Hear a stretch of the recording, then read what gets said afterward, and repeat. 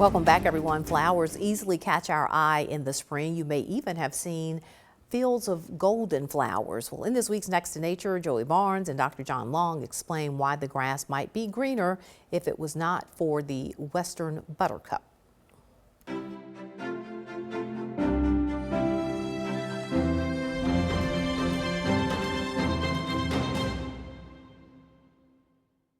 All right, everyone, welcome back to Next to Nature. Joining me is Dr. John Long, as always, and we're standing in front of what looks to be a beautiful golden field, but it's probably also the reason your sinuses are driving you crazy. It could be.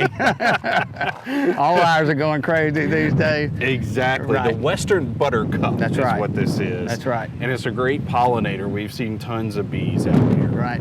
We've seen a lot just along this road edge, and I said, if you can imagine here the bees, you imagine how many more are out there. Very prolific flower, and it creeps. It's a creeping flower. Creeps. So okay. What it means is you'll start here or start on the edge, and it just takes over. I mean, it's amazing.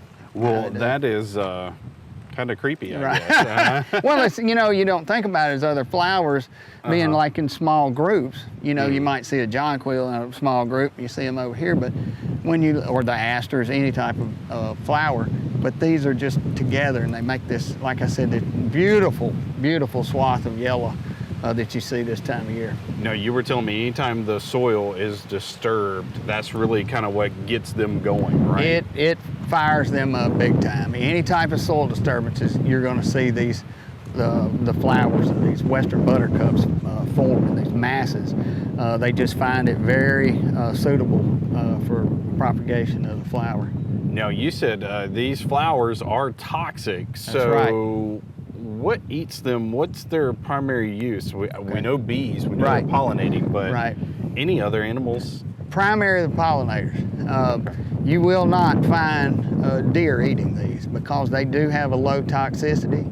But one of the things that really distinguishes it is it has a blistering agent. So once you eat it, it'll cause blisters in your mouth. So you really don't even have time to get any toxicity to any degree. So it's very unedible to wildlife, and that's probably one of the reasons you see so many in one spot, because there is nothing that will feed on them. Now, so let's say a farmer wants to come to this field, plant, you know, something this spring, this fall.